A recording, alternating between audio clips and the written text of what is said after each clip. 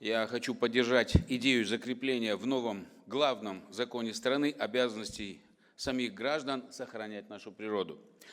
Программа, инициированная президентом ТАЗа Казахстан, уже на деле показала, как важна защита нашей экологии для каждого гражданина. Мы единый народ Казахстана и хотим жить в стабильной, комфортной и чистой стране, укрепляя государственность на исконной казахской земле. Закрепляя важность бережного отношения к природе конституционно, мы таким образом сохраняем высокую ответственность перед нынешним и будущим поколением.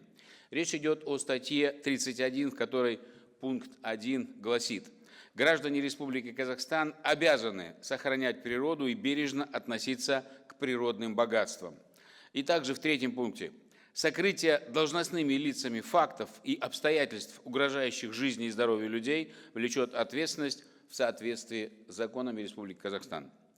Также, как журналист, я хотел бы подчеркнуть важность статьи о свободе слова и важность статьи о запрете цензуры. Мы своим примером, то, что здесь сегодня происходит, а именно работой в прямом эфире комиссии, демонстрируем открытость.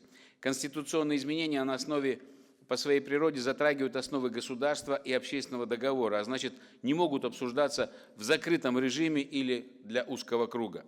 Прямые эфиры – это не просто технический формат, это показатель доверия к обществу и готовности власти вести диалог без фильтров.